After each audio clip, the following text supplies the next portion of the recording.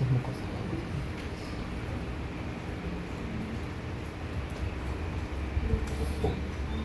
Ya.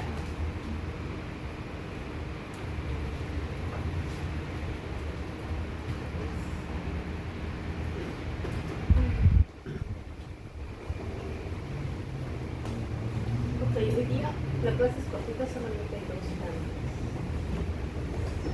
Y con la doctora vamos a repasar la parte. A ver, chicos, ¿qué es apendicitis? Una ¿Qué inflamación. es apéndice?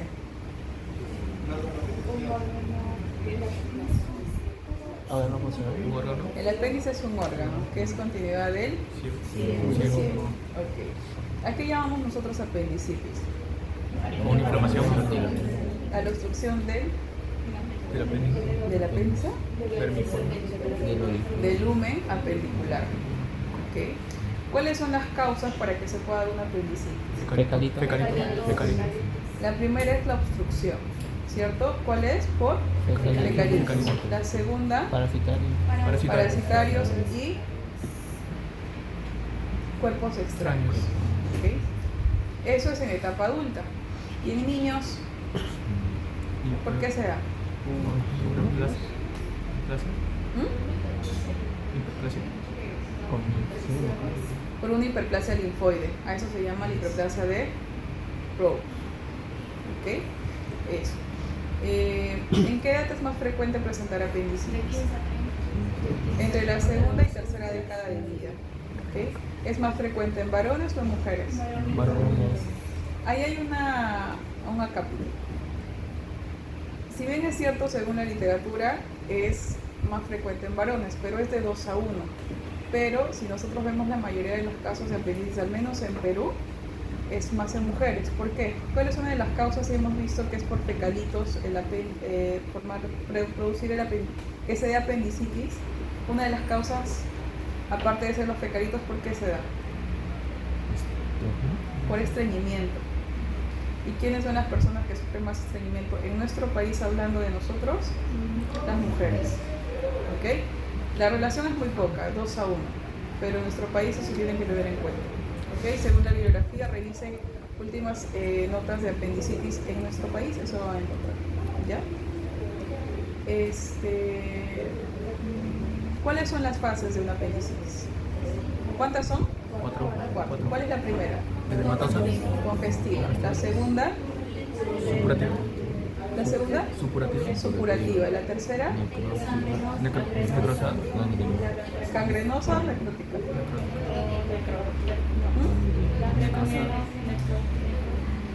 Y la cuarta, Perforativa. perforada. ¿La tercera cuál es? Necrosa. Necrosa, creo que. Necrótica purulenta. La última es perforada. Ok. ¿Cuánto debe ser lo máximo que nosotros podemos hacer? Si bien ustedes han revisado unas bibliografías, le ponen tiempo a cada fase, ¿cierto? De 0 a 2, de 0 a 4, el otro viene a ser de 2 a 4 horas y el otro de 6, incluso hasta 12 horas. ¿Ok? Pero no estos horarios no necesariamente es así, porque nosotros no sabemos cuándo empezó el dolor en el paciente. Eso es muy indistinto. Hay una relación que nos puede orientar, hay un tiempo que nos puede orientar cómo está la evolución de la apendicitis, pero siempre va a ir de inicio con a qué hora empieza el dolor. Y cómo nosotros nos damos cuenta de que el paciente podría estar cursando una apendicitis. ¿Con qué inicia el proceso de apendicitis? Dolor. ¿Dolor en? No, estoy preguntando dónde inicia, no dónde se localiza. ¿Dónde inicia? En el epigastrio, ¿ok? Y de ahí migra hacia la fosa ilíaca derecha. ¿Cómo se llama al periodo, a esa fase? Nosotros tenemos una cronología.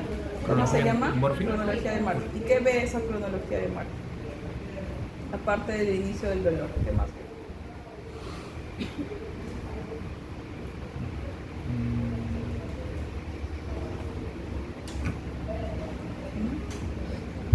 Ya, mientras van pensando. ¿Qué otro síntoma aparece? ¿Qué otra clínica tiene el paciente aparte del dolor? Náuseas. Vómito. Aparte de las náuseas, Fiebre. las náuseas vienen más por el dolor, como un reflejo, como una reacción. ¿Ok? Igual que puede presentarse unos vómitos. Pero aparte, ¿qué es lo que presenta todos los pacientes que tienen apendicitis? Fiebre. ¿Perdón? Fiebre. Fiebre puede o no puede presentar, va a depender mucho en qué fase se encuentra. Otro,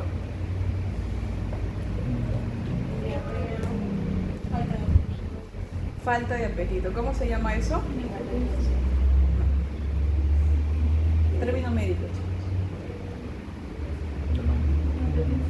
Sí.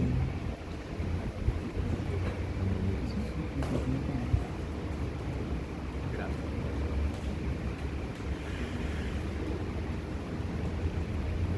¿Cómo se llama?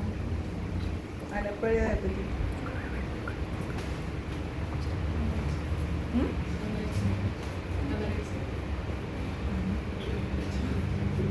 ¿Cómo se llama? Otra clínica que tiene el paciente. Vómito. Vómitos puede haber, pero por el dolor, igual que las náuseas. ¿Qué más? Fiebre, sí. No es algo específico, pero sí en la mayoría de los casos se presenta.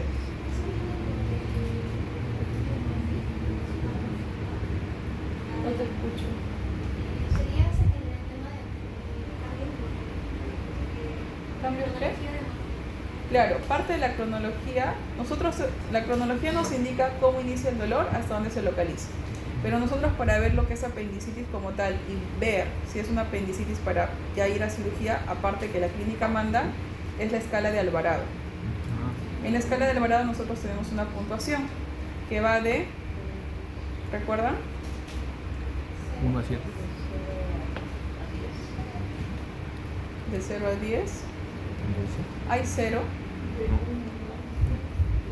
1 a 10. ¿Con qué empieza la escala de Alvarado? Su puntuación. 0, 1 y 2. 1 a 3. ¿Mm? 1 a 3. 14. O yo me estoy equivocando. O sea, de repente se ha actualizado yo no lo. Hasta 10, ¿cierto? Ya. Eso lo van a leer, ¿ya? No es algo que ustedes sepan como tal ahorita porque no están yendo todavía a hospitales, pero para que vayan conociendo lo que tienen que evaluar. Diagnóstico, aparte de ella, el paciente no tiene apetito, puede cursar con fiebre, empieza el dolor en el epigastrio que migra hacia la fosa ilíaca derecha, puede o no presentar diarrea, no es común, pero en algunos pacientes sí se puede presentar. ¿Hay distensión abdominal? Pues quiere decir que el abdomen está hinchado o no. Y a esto va la pregunta que les digo. ¿Cómo nosotros evaluamos un paciente que presenta un dolor abdominal y tiene un dolor localizado en fosa ilíaca derecha? ¿Cuáles son los puntos o los signos? El punto de Van Buren. ¿Y el otro? De Bloomberg. El otro, faltan dos, Robson y el otro, Psoas. ¿Okay? De esos 4, ¿cuál es el que más produce irritación peritoneal?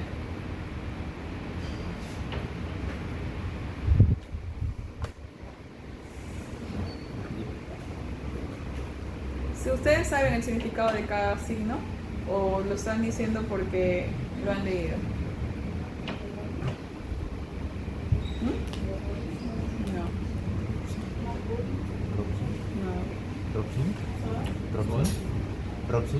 No, el de Bloomberg o rebote.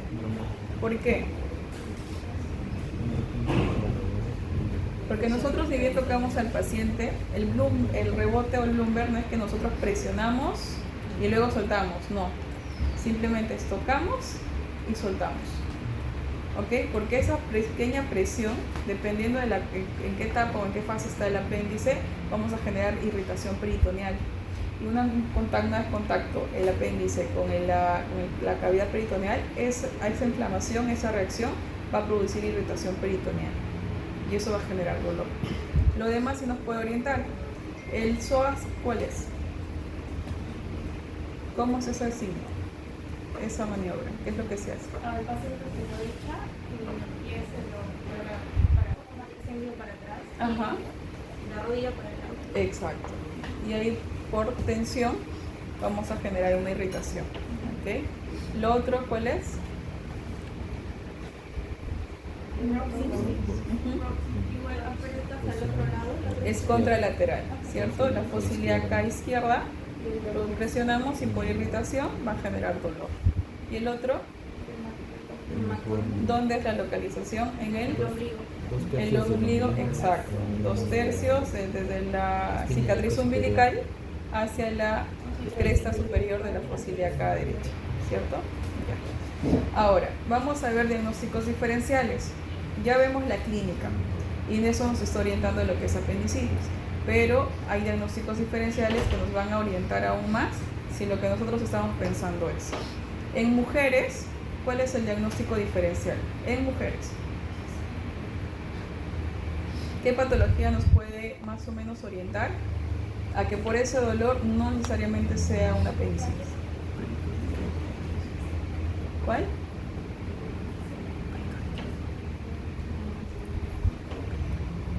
Hay 3. 4. La primera, peritonitis es la complicación de la apendicitis. En mujeres,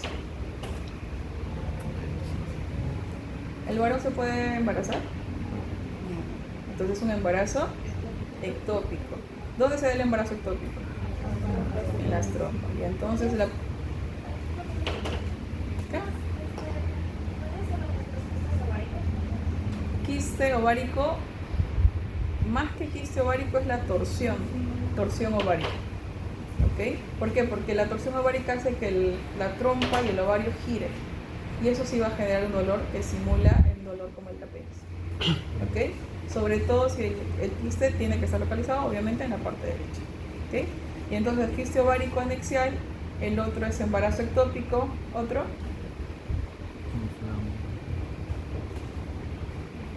Mujeres. ¿Qué es en mujeres? A ver.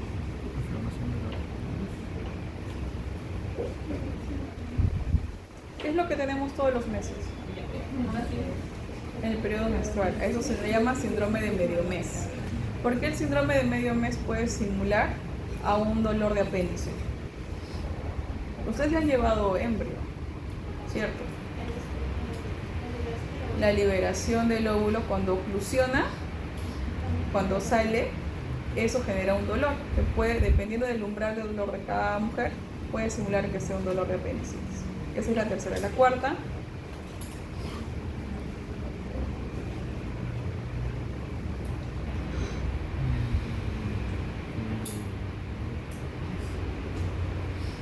una salpingitis. ¿Qué es una salpingitis? Es una inflamación de lo que viene a ser la trompa. ¿Ya?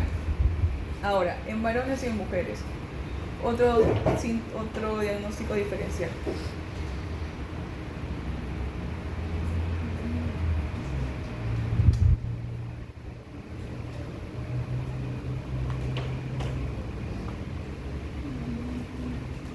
¿Alguien?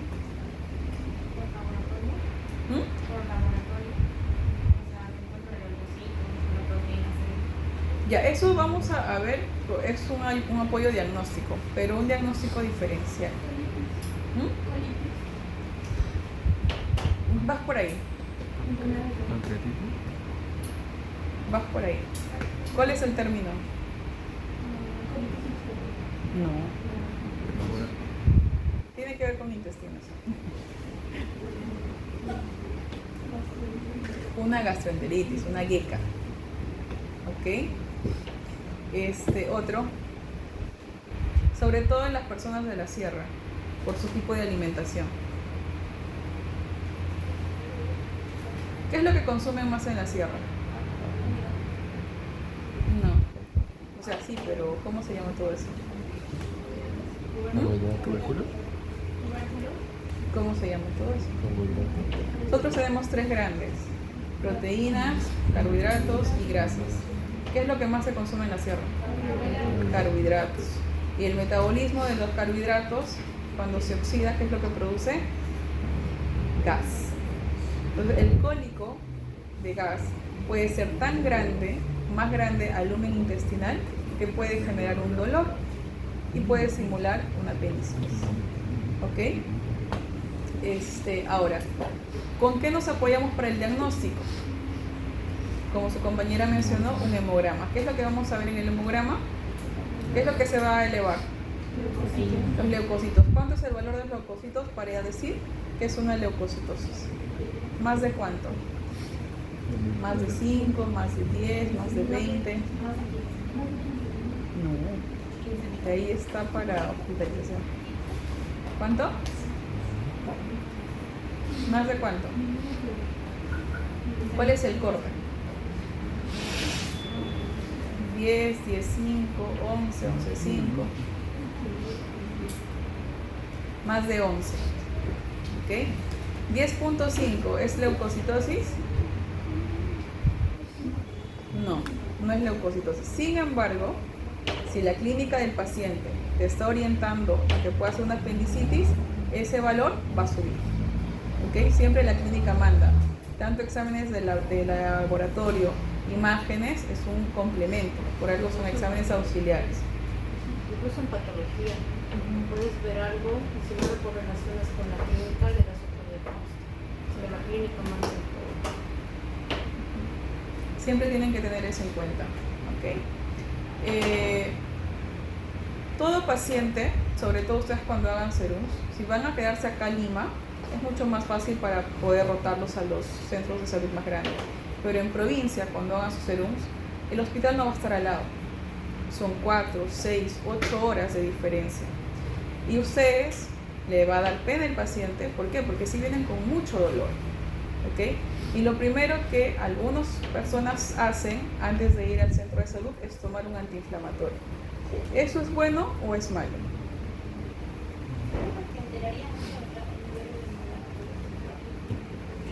No tiene nada que ver con hemograma. ¿Qué es lo que hace el antiinflamatorio? Nosotros, cuando nos duele la cabeza, tomamos algo. ¿Qué es lo que hace el antiinflamatorio? Baja el dolor, bloquea por sus múltiples mecanismos. Pero ese no es el objetivo. ¿Por qué? Si nosotros estamos hablando y ustedes han mencionado las fases del apéndice, son en horas, ¿cierto? Exacto. Lo que va a hacer el antiinflamatorio es bloquear el dolor, enmascarar el dolor. Y cuando nosotros examinemos al paciente, lo que vamos a hacer es tocar, va a generar un pequeño dolor, pero no va a ser una irritación como tal propia de una apendicitis. Y lo que nosotros vamos a hacer es un falso diagnóstico. Y el paciente puede terminar en peritonitis. ¿Ok? Y eso sí es una emergencia. Entonces, a todo paciente se le da antiinflamatorios, nunca se le da antiinflamatorios. ¿Ok? Si llega un paciente que está tóxico, está mal, con mucho dolor e indica un dolor en fosa ilíaca derecha, el primer diagnóstico que tiene que ir a la cabeza es apendicitis, por la complicación. ¿Ok? Entonces, ustedes tienen que hacer la valoración, no solamente un buen examen, una buena historia clínica de cómo empezó el dolor, sino también el examen físico. ¿Listo? Ahora, el paciente, cuando empieza con el dolor en el epigastrio, como a nadie le gusta sentir dolor, lo que hace es tomar un antiinflamatorio. ¿Listo? En algunos casos, el cuerpo lo que va a hacer es proteger al organismo. Y lo que va a hacer es que va a generar como una cápsula en el apéndice para formar un plastrón. Ese plastrón va a hacer que el apéndice, de lo que pueda estar inflamado dependiendo de la fase, no genere mayor lesión en el alrededor, en su periferia. ¿Okay? A eso se llama plastrón. Antes se llamaba plastrón frío, plastrón caliente. Ahora no. Ahora es plastrón y absceso pendicular. ¿Okay? Ese plastrón, si es el plastrón frío, lo que hace es que el apéndice en su fase, las dos primeras fases, al estar congestiva, lo que hace el plastrón es encapsular para que no genere mayor dolor. En ese caso, lo que hace el paciente es ir a una cirugía programada, porque no hay mayor lesión, quizás no hay leucocitosis, no hay fiebre, el paciente no está tan tóxico, pero todo eso hay que valorar. Pero si el paciente genera un plastrón, pero está con fiebre y está con mucho dolor, es indicativo de cirugía. Pero si el paciente presenta un plastrón caliente o un absceso, el paciente no entra a cirugía. ¿Por qué? Porque hay un absceso, hay una colección de microorganismos que si entra a cirugía, así el médico cirujano tenga mayor pericia, hay un componente que es bastante infeccioso que al momento de sacar puede generar una irritación peritoneal por la colección de microorganismos. Entonces, mucho riesgo. Lo que se hace es que el paciente entre a un tratamiento antibiótico por el lapso de 3-5 días hasta bajar la infección, porque en ese caso el paciente más de 11 va a tener en leucocitosis, más desviación izquierda. ¿Okay? Entonces siempre hay que velar por la integridad del paciente y por la seguridad del médico también, porque si eso se revienta, genera una peritonitis, lavado peritoneal, si es que no se mejora septicemia, puede llevar a la muerte. ¿Listo? En el hemograma, ¿qué es lo que nosotros evaluamos cuando hay leucocitosis? ¿Qué es lo que más también se eleva? Y eso es lo que se ve también en la lámina. ¿Qué está elevado? Los neutrófilos. Cuando los neutrófilos están elevados, eso se llama desviación izquierda. ¿Ya? Entonces ya están orientados más o menos cómo tratar una apendicitis. ¿Listo? Sobre todo por la clínica.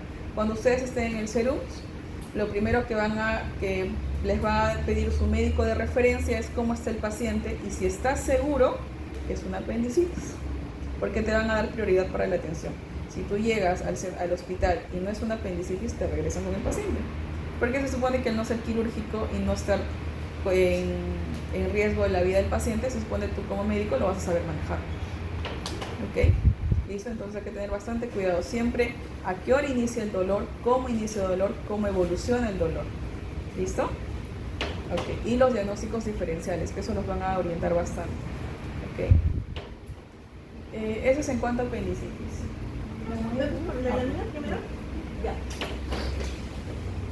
Entonces, tenemos nuestra lámina y lo primero que hay que reconocer aquí es el epitelio. No se ve mucho, vamos a poner más a este lado. Aquí, el epitelio. ¿Qué tipo de epitelio es? Cilíndrico, simple, granular, ¿verdad? Forman las criptas de... Okay. Pero ese es el epitelio que está en todo el intestino grueso. ¿Qué lo caracteriza para ser apéndice? Las placas de Peyerl, ¿verdad? Que son nódulos linfáticos, folículos linfáticos. Ok, muy bien. Ahora, la inflamación, para que la podamos llamar apendicitis, tiene que estar en la muscular. Pero habíamos mencionado que hay fases de la apendicitis, ¿verdad? ¿Cuál es la primera fase? La congestión. Vamos a ver en esta parte que está un poco más preservado el músculo.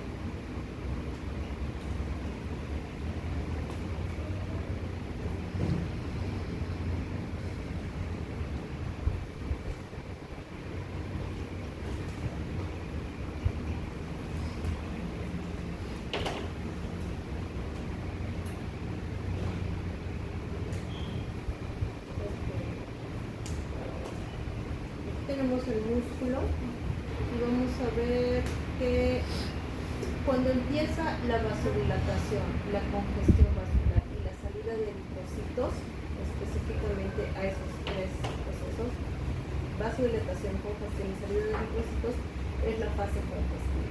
Pero sabemos que después de la salida de eritrocitos es seguida por salida de neutrófilos. Entonces, como eso es lo que estamos encontrando aquí.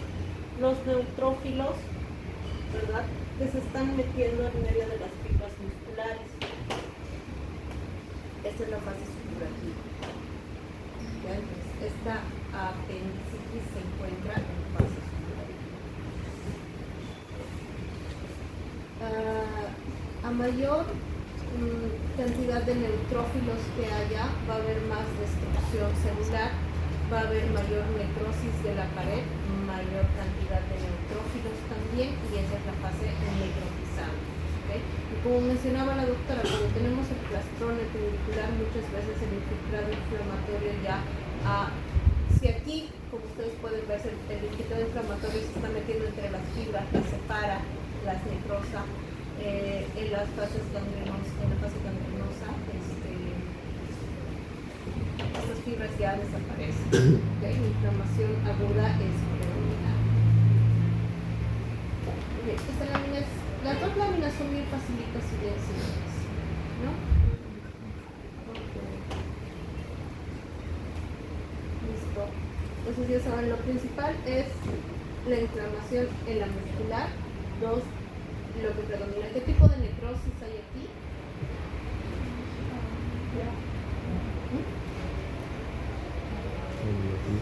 Licuefactiva, exacto. Entonces ese es uno de los criterios, ¿no? La necrosis licuefactiva.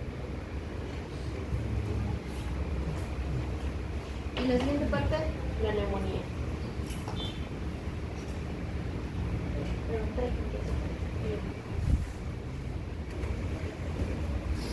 Chicos, ¿qué es neumonía? ¿A qué se llama neumonía? ¿En qué órgano se da neumonía? ¿Cuántos lóbulos hay en el pulmón derecho? Tres. ¿Cuatro? Tres. A ver, de nuevo. En el derecho, ¿cuántos lóbulos hay? Tres. 3 o 2. ¿Quién da más, quién da menos? En el derecho hay. ¿Y en el izquierdo hay? ¿Dónde está el corazón? ¿Hacia qué lado se inclina? Hacia el izquierdo. Por presión y por compresión y por mayor regulación de la perfusión, en el izquierdo hay 2 y en el derecho hay 3. ¿Listo? ¿En qué órgano, en qué parte del pulmón se da la colección o el absceso que vamos a ver ahora? En el alveolo, ¿cierto? ¿Cuál es la función del alveolo? Intercambio gaseoso. ¿Qué más?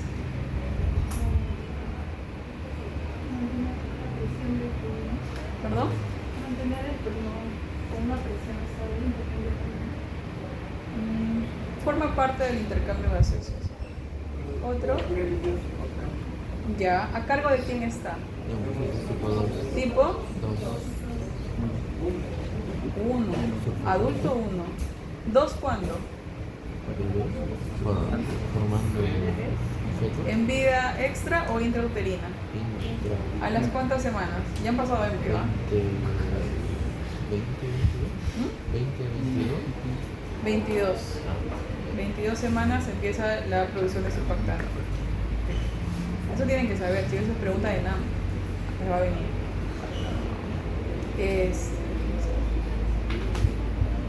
¿Qué tipo de epitelio tienen los alvéolos? ¿Cómo? ¿Qué tipo de epitelio tiene? ¿Es simple? ¿Qué más? Habla más fuerte. Está bien, pero no se te escucha. ¿Es plano? Plano simple. Plano. Plano simple. Plano simple. Eso es una de las formas para que sea mucho más fácil, entre comillas, que se pueda dar una colección. ¿Por qué? ¿Qué tipo de microorganismos interfieren para que se dé un absceso? El absceso es por microorganismos bacterianos o virales, o los dos. En mayor proporción son los bacterianos, pero también puede ser causado por agentes virales dependiendo de la inmunidad del paciente. En medicina nada es absoluto, todo va a depender mucho de la inmunidad y qué microorganismo está presente. ¿Okay?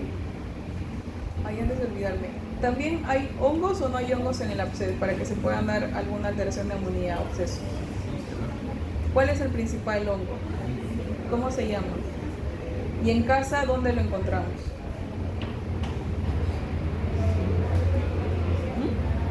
¿En qué alimento? Todos comemos. O alguien que no come. No sé. Pero siempre hay uno en la casa. ¿El qué? ¿Qué tipo de hongo es?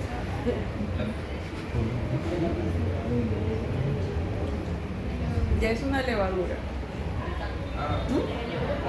¿En qué alimento? No, todos tienen cerveza. Se puede tomar cerveza, pero eso no es para. En el pan, chicos. No se quejarían. Cuando nosotros dejamos el pan, ustedes han visto que cuando se honguea es de color verdecito y forman un halo como si fuese diente de león. Ya, eso se llama aspergillus. Ya han pasado micro, y eso se llama aspergillus. Cuando el paciente nosotros cuando pasamos e inhalamos, ahorita como estamos no nos va a pasar nada, pero más adelante, si nosotros tenemos algún tipo de baja defensas, o estamos sobre todo cuando vayamos al internado, externado, hospitales, si no nos cuidamos, nuestras defensas pueden bajar y cualquier microorganismo puede presentarse o puede hacer clínica, ¿ok? Entonces, en casa tenemos este tipo de microorganismos que vienen a ser aspergillus que se pueden presentar en los panes o en las frutas, ¿ok? Cada vez que ustedes vean eso, lo primero es desechar. Si pueden usar mascarilla, mucho mejor, pero si no, no cada de lado, siempre una distancia prudente. Ya eso es para ustedes, para la vida. Ahora, ¿qué? No puedes ingerir. O sea, por microorganismos sí lo puedes ingerir, pero el tema es que eso no sea constante, porque recuerda que esas partículas se van a quedar.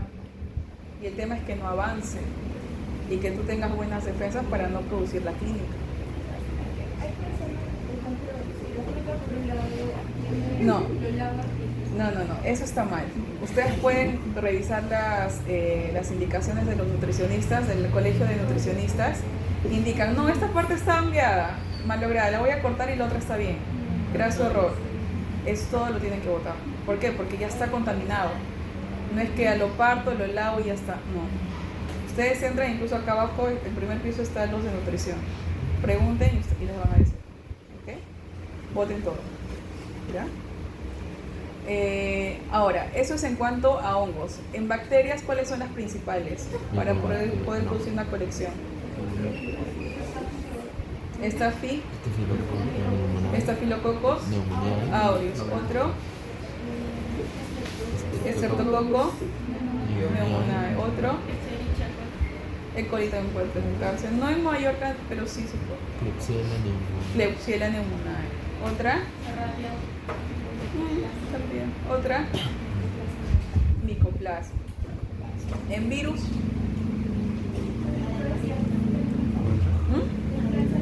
Influenza, ya. Otro. Virus sincitial respiratorio. Okay. ¿Cuáles son las fases de la neumonía?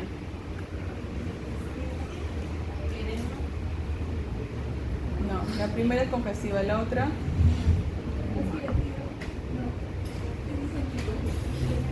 A San Google, a ver, entra.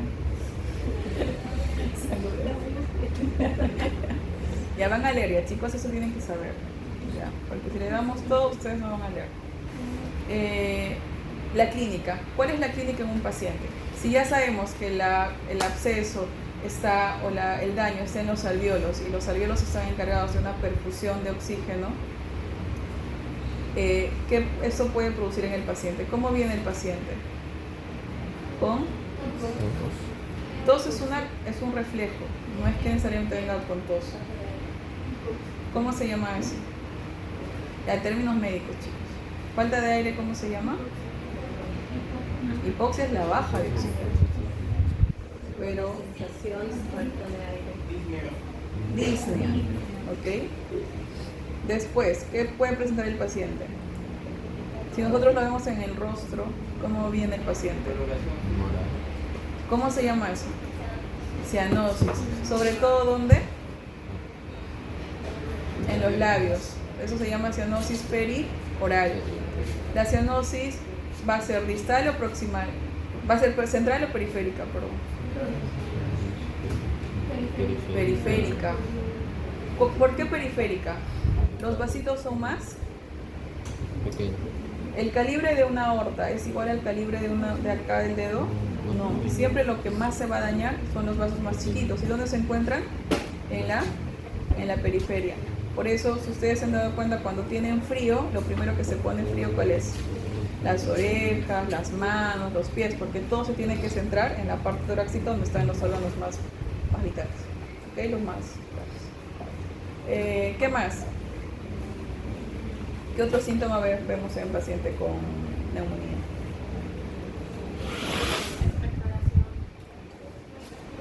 Ahí hay una cosa, porque cuando el paciente viene con un absceso y tiene que producir tos, hay una congestión, no necesariamente va a producir una expectoración, ¿cierto? Porque la flema es densa o no. Por ejemplo, un paciente con tuberculosis, le piden que bote el esputo.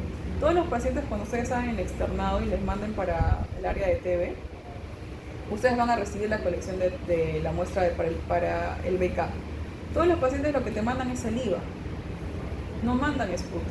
Por eso siempre al paciente se le dice que tiene que tomar antes de tomar la muestra agua. ¿Por qué el agua? ¿Cuáles son de todas las funciones, que son 10 del agua, principal para este caso? Sobre todo para la condensación de secreciones. Lo que hace el agua es que sea más soluble, que no esté tan densa, tan compacta, para que el paciente pueda eliminar. ¿Ya? ¿Qué más? ¿Por qué presenta el paciente aparte de eso? ¿Va a estar con fiebre o sin fiebre? Va a estar con fiebre, ¿cierto? A diferencia del apéndice, que puede o no cursar con fiebre. ¿Qué más? Sudoración. ¿Qué más? Fatiga. La fatiga va a estar presente, que va acompañado con la disnea. En cuanto a exámenes auxiliares, ¿qué es lo que le pedirían al paciente? Si estamos hablando de absceso, radiografía del tórax. Y si estás en un centro un poquito con más cosas, ¿qué es lo que le pides? Que es un gol estándar. Una TAC, ¿cierto? Una tomografía computarizada de tórax para ver pulmones y condensación.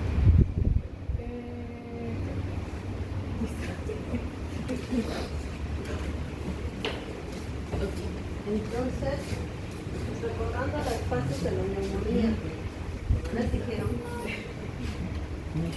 vamos a ver que la neumonía también tiene 4 fases, ¿ya? La primera es congestiva, igual que en la apéndice. La primera es congestiva y obviamente, bueno, primero reconocemos el pulmón. Es un pulmón que, aunque se ven, se notan los alvéolos, son los alvéolos que están deformados, están bien dañados. Se supone que deberían estar blancos, o sea, llenos de aire, ¿verdad? Pero aquí ya no vemos eso. Pero por lo menos se reconoce la estructura del pulmón, o sea, se reconoce que son alvéolos. Aún así, vamos a ver que en la fase congestiva, lo que va a haber es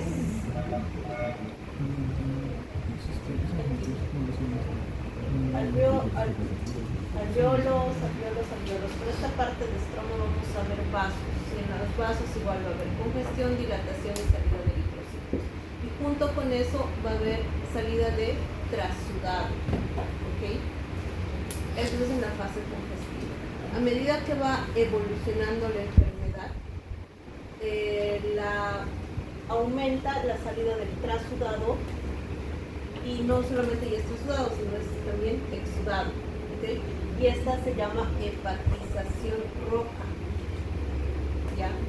Después de esto, evolutivamente va a pasar por una fase